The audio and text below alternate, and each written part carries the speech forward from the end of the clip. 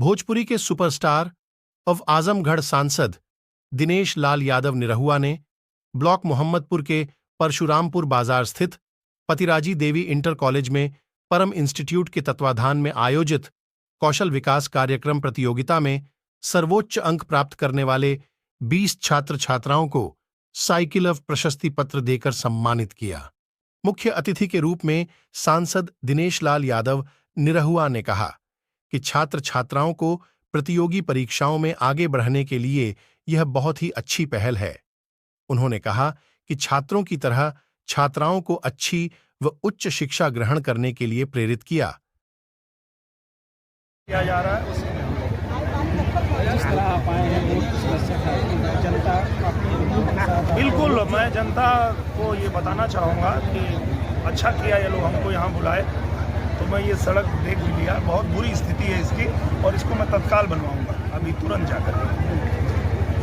आज तक जिस तरह आप अपने लोकसभा चुनाव में विकास किए, बाहर भी आज भी लालगंज लोकसभा, बिल्कुल ये लालगंज लोकसभा है पर है तो आजमगढ़ में ही,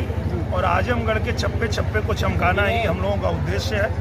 और इसके लिए हम लोग काम करते हैं और लगातार काम करेंगे, क्योंकि पूज्य महाराज जी और हमारे जो प्रधानमंत्री जी हैं उनका एक ही सपना है कि हमें इस देश को विकसित राष्ट्र बनाना है, और जब विकसित राष्ट्र बनाना है तो ऐसी टूटी सड़क लेके नहीं बन पाएगी, इसको चमकाना पड़ेगा, बनाना पड़ेगा। जिस तरह भारत में विकास संकल्प यात्रा लोग गांव-गांव जा रहे हैं, उसमें काफ़ी जगह जगह महिलाएं शिकायत भी कर रही हैं कि लोगों की योजनाओं से वंचित रह पा रहे हैं, लेकिन तमाम बड़े नेता कह रहे हैं कि उस योजनाओं को हम लोग जगह जगह पूरी कर रहे हैं। ये सभी अधिकारियों को, सभी जनप्रतिनिधियों को आदेश है, निर्देश है कि गांव-गांव में जो लाभार्थी छूट गए हैं उनका रजिस्ट्रेशन कराएं, ताकि मोदी जी उनको भी घर दे दें। मोदी जी खुद भेजे हैं कि अधिकारी लोग गांव-गांव जाइए, जनता के जो प्रतिनिधि हैं गांव-गांव जाइए, और जो किसी वजह से लाभार्थी छूटे हैं उनका रजिस्ट्रेशन करिए और उनको पूरा लाभ दिया जाए। और इसमें अगर ये लोग फेल होंगे, अगर नहीं पहुंचा पाएंगे, तो फिर इन लोगों की जो है शिकायत होगी और फिर ये पकड़े जाएंगे, क्योंकि टारगेट ये है कि घर घर तक सुविधा पहुंच जाए और उसको पहुंचाना ही पड़ेगा। अब तक लाछन जो लगता था नेताओं पे, मतलब जो जनप्रतिनिधि उन पे लाछन लगता था कि काम नहीं हो रहा है, लेकिन जिस तरह जनप्रतिनिधि लोगों को घर बीच जाए योजनाओं के बारे में बता रहा है, इसकी कमियाँ अधिकारियों को दिया जाए जनप्रतिनिधियों के लिए। मुझे लगता है कि जो भी जनता के प्रतिनिधि हैं, जो भी अधिकारी हैं, उनका एक काम है कि आप जनता के बीच में जाइए, जनता से मिलिए और जनता को जो समस्या है, किसी का किसान निधि रुका हुआ, अभी एक आदमी हमको मिले थे, हमने उनका लिया, तुरंत अभी कराएंगे।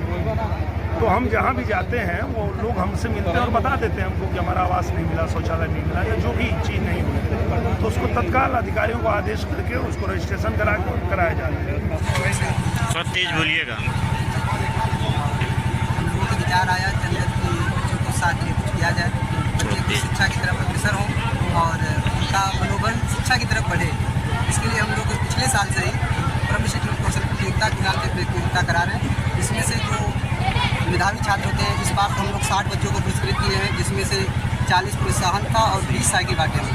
अगर इसी प्रकार से सबका उत्साह अगर हम लोग बढ़ाते रहे बढ़िया से और सबका साथ रहा, तो अगली बार हम लोग 50 साइकिल बांटे का काम। जैसे क्या कार्यक्रम में जैसे क्या प्रतियोगिता